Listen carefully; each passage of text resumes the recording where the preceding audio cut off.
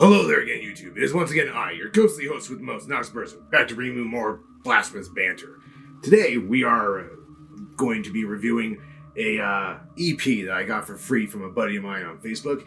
He is an industrial artist out of Chippewa Falls, calling himself URF.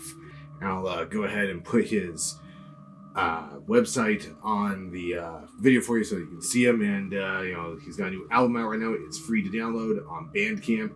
And I'll see if I can add a link for that as well. Also today, we are going to review the Ambergeddon. Yes, indeed. This was donated to the show by a friend of mine the other day for helping him move.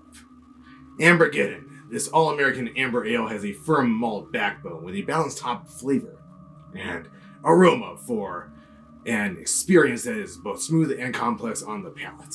And I'm going to try this out here. Oh, it's delicious. It's dark, it's kind of nutty. There's a little bit of a coffee taste to it too, a little bit of molasses. It's good. Has a little bit of a sweet edge to it. I enjoy it. Ambergeddon. Rock that with a fucking cheeseburger or a steak. Get these at Woodman's, of course. So what we're going to do is I'm going to listen to the songs on the COVID-19, that's the new EP, and in between each one I'll give you a little opinion about it. Alright, so the first track is called Cabin Fever. It's a near 3-minute long track of building, crescendoing strings. Lots and lots of string loops repeating. It sounds like something out of a Blumhouse movie. In fact, Blumhouse would probably like to get their hands on this kind of thing. It's terrifying and madness-inducing and just, it's good stuff. The peak takes the form of a lo-fi loop made of a few simple, well-chosen keyboard patterns. Reminds me of a old-ass B-horror film, like something like Evil Dead or Dead Live, some shit like that. Which I found was really fun. Sam Raimi would have made shit like this, or had shit like this made. But danceable? No. Not danceable at all. Fuck no, not by a long shot. But not all industrial is, so I suppose that's okay. It's also the longest shot, or longest track on the album by far, which I think is a bold choice to make for the first track of your album to be the longest. But, hey, I mean, maybe fortune favors the bold. I don't know yet. It drones on a bit towards the end where I did find myself wishing it would get to its point a little bit faster, but maybe by 2 minutes. So even if it had been 5 minutes, I think it would have been fine. So onward and upwards to the next piece, which is Silence in the Industrial Wasteland. See you on the other side. Alright, so the second one, the Silence in the Industrial Wasteland. Honestly, I enjoyed the first track a little bit more than this. This was pretty generic. Synthetic backgrounds on a post-apocalyptic world are the major sample for everything that's laid on top of this track, trying to build into something bigger than itself. At almost the 2-minute mark, we get some great sci-fi keys, though. Ba, ba, ba. Kind of sounds like that. Just keeps building, only to fall away completely. And then we're left with that minimalist post-apocalyptic background again. A low sludgy guitar and horn combo join the track and become the second focus of it, and try to add some flavor text to the world that it's building a soundtrack to, essentially, which is what I keep on picturing when I listen to these, is soundtracks to B movies, really. It was okay, but it could have been added in to fill it out a little bit. I prefer fuller sounding industrial stuff, and this artist and I have traded some of his other stuff back and forth already, and I know he makes fuller sounding things, so this was just a little minimalist for me. But we'll continue on here to the third track, which is called this is probably my favorite one I've listened to so far, Pandemic Dream. Wash your goddamn hands. Alright, so the third track is my favorite so far. Wash your goddamn hands. And it is a funny little ditty. I don't know why, but I love tracks like this. And the old PSA about how to properly cleanse one's hands plays in the background as if you're watching some sort of film again. And now the guys are just doing stupid, mundane shit. It's all played over a super groovy beat, though. Bump, bump, bump, bump, bump, bump, bump, bump, bump, bump. I loved it. I couldn't stop myself from shaking my ass during the whole thing. It's fun as fuck to listen to. Uncredited guest vocals, I've been told, on this track are from the grandson of Anton LaVey. He just keeps on repeating, "Wash your goddamn hands," over and over, and it's funny because he sounds so damn tired saying it. It's just, "Wash your goddamn hands." He's told people to do it 100 fucking times. He doesn't want to do it anymore. It just repeats over this crying synth tone added into the background. I particularly enjoy the 9 Inch Nails 90s era-esque use of keys and synth at the very end, though. Reznor could have put out something like this back in the era of Pretty Kate Machine, and I wouldn't have known the difference. I think that this track is a real winner. Onward and upwards to the 4th track on the album, which is, of course, Can't Wait to Dance on Cheeto's Grave, because fuck Trump.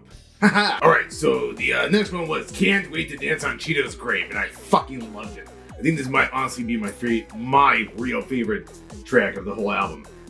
Yeah. Here's where all the... Fucking cut that. Can't Wait to Dance on Cheeto's Grave. Fuck yeah! Here's what all the ladies have been waiting for on this album. Get your asses up and dance. Solid modern dance beat and synth layers provide plenty of stereo meat to sink those rave jaws into. Yeah, you want to fucking just move to this thing. This keeps adding more well-paced bleeps and blips and you can't not fucking dance to it. I didn't want it to end and can't gush enough. Fuck you, maybe I am a fanboy, but who cares really? My show anyway. There's this fun, quiet little breakdown towards the end where there's a sample of the Tangerine Anti-Messiah himself stating, "I claim no responsibility." Fucking of course you don't, dumbass. Best line ever from a sitting president, though, and surely to be a live speech giver someday. Gag me with my own dick. Anyway, the track's fire as fuck. We're gonna keep on moving this fuck train, though. We're all the way to the next track, which is, guess what, motherfucker? Let's find out. Ha! Alright, so the 5th track was Guess What, Motherfucker? Featuring Joe Exotic, everyone's favorite methed out Floridian asshole who's really from Oklahoma. Don't get me started on this asshole. I actually binge watched the entire fucking season with the wife before the final episode came out. I refuse to watch the goddamn thing because it's really just the producers trying to make themselves feel better for making everyone else on the show, besides Joe Exotic, of course, look like a bunch of flaming assholes. Apparently, most of the people in that show are actually pretty good folk. Joe Exotic's just a piece of shit. Anyway, this was a very fun little track, and there were some unexpected surprises inside of it. Let's see here. What did I think about it? Well, guess what? Carol Baskin. She's in like the first couple of seconds. That's just funny as shit. The Civil War and Industrial Death March for Joe Exotic, because that's exactly what we got. It's just funny and weird hearing Joe's super rednecky ass voice, warped and chopped up. He keeps on bragging about being one of the biggest wanted terrorists in the world, followed by being broke as shit. Which I laugh at like a dumbass every time I heard it, because this is just dumb as hell. Hearing this guy talk about being broke is fucking funny. How the hell do you have so much stuff and yet you're broke? Fuck you, dude. Some heartfelt synth fills the midpoint of the track, and then this unexpected high-pitched blitzkrieg of streaming synth hits. I wish I'd had some asshole to punch while listening to it. It's aggressive as fuck, and would be great in any mainstream club with a good sound system. Seriously, there's just this chugga chugga chugga chugga chugga chugga chugga chugga chugga, just this great fucking marching beat going on, and I can't really mouth it very well, but fuck it. You're gonna listen to the goddamn thing anyway, I hope, after watching this at least, and then you'll find out all about what Guess What, Motherfucker is all about. On to the 6th track, however, because time's a wasting today, of course. And let's see, what is it gonna be? It's gonna be Fever, Reprise. So stick around, assholes. Alright, so Fever, the Reprise. The Fever is hallucinatory in its sound, and in a mere 3 minutes will have you wishing for just a little bit more psychedelic cowbell. You'll understand why the moment that you hear the opening line, of course. Super short, traditional industrial track that's half dance, half noise, so you kind of get confused and start wiggling your hips a little bit, but then you pull back because there's no beat for about half of it. It's really mixed in there with all the other soundscape tones and just, sounding like something weird that you'd hear in like a 90s alternative TV show that wanted to be edgy. Ooh. But I think that's what my buddy was going for with this album, and to be honest, it works out just fine anyway, because industrial doesn't need to be danceable, it just needs to be kind of cool sounding. So, regardless of whether or not you can move to it, it's a fun sounding track, and it's gonna keep you, interested enough to listen to it. anyone who's into mid-90s stuff will enjoy it. Sounds like it needs more cowbell. Really sounds like it needs more cowbell. That's all the more I'm going to say because it's the fever. And the only, the only cure for it is, of course, more cowbell, kids! Yay! At any rate, on to the next track, which is going to be We Were Together, But Apart. The next track is, of course, We Were Together, But Apart. This is a much more fun track than you think it's going to be from the name, which is a little dour, to be completely honest with you. The beginning is all kinds of summer, with deeply rich, languid bass lines, guiding you gently into soft clouds of pleasant noise. It never felt too harsh, but it was never forceful. It was just guiding me gently along on this, nice cloud. The main beat sounds like it's made from the sound effect that you get when you break blocks of Mario's head, just distorted a little bit, which was kind of a fun little nerdy factoid that I noticed there. It would be fun as hell to see some sort of a step team, though, from college, I think, put together a routine to this. The stomps, claps, and hand slaps are already built into the 4-minute stomping fun to be had for all ages track. Made me feel good about myself, and I don't really know what else to say about it. It's just a fun little knee slapper of a track. You could dance your happy white ass to it. It feels good. Just feel happy about it, goddammit. Because we were together, but apart. Bodies are apart, you see. Anyway, I don't know. Who knows what the fuck I'm talking about? I like music. That's why I'm doing this. This is track 8. This is COVID 19.1, which probably refers directly to COVID virus, which, is COVID-19 because it was discovered in 2019. Alright, so, have you listened to the rest of the album? And I know everyone was going to be like, what the hell happened to tracks, 7 through 20? Well, here's the deal. The COVID-19 is a concept album, and I actually spoke with the guy who created it, URF, and he explained to me that basically everything up to the COVID 19.1 is the months essentially of November through February when everything was good for us.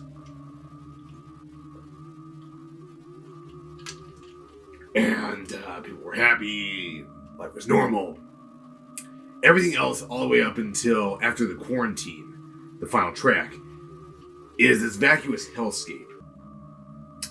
In fact, my exact notes on the subject were a 12-track long hellscape of vacuous loops and minor changes punctuated by hellish sounds away from the listener. 30 minutes of confusion. I do think it would be more interesting if I had something psychedelic to watch while listening to it, but the overall album is a neat concept. And at the end of the day, this is a concept album, so I can't really argue with the direction that URF went in. After the Quarantine is probably the second shortest track, clocking at just 1 minute and 22 seconds, which isn't very long, and is definitely not long enough to actually sink your teeth into it. It's disorienting, but it has a great and hopeful beat to it to carry the track the whole way. Bright key sounds give you hope that there's something good coming to you, but distorted screams fill your ears for the last third, making one think about how everyone's gonna come running out of their fucking homes like pinned up animals when all this shit's over. When all the gluttons come back out to feed and feast and just, create more famine, and who knows what the fuck's gonna happen. Overall, what the hell would I say about it? I would say this whole album will keep your interest every time you listen. Most likely the tracks Guess What Motherfucker, Wash Your Goddamn Hands, and Can't Wait to Dance on Cheeto's Grave will be everyone's favorites. People who actually listen to this shit, those will probably be the tracks you give a shit about. They're full of energy and pizzazz. The COVID 1 through 19 is the hellscape that everyone wants to be out of, but is sure to be sampled by some basement in the future by some young fool. And that's all I really have to say about it. I thought that the actual name tracks were really good. They were fun. My favorite, I think, was Can't Wait to Dance on Cheeto's Grave, followed very closely by Wash Your Goddamn Hands. Guess What Motherfucker featured a little too much Joe Exotic for me to like it quite as much, and to be frank, fuck Joe Exotic. But still, the COVID-19 EP is a fun little dance. It is available at theofficialurf.com, and I'll of course include a link to that in post. So yeah, I suppose that's it. Thank you very much for joining, and stay classy, keep metal alive, and listen to the industrial shit too, because it's all awesome. Don't forget to enter the void. Peace.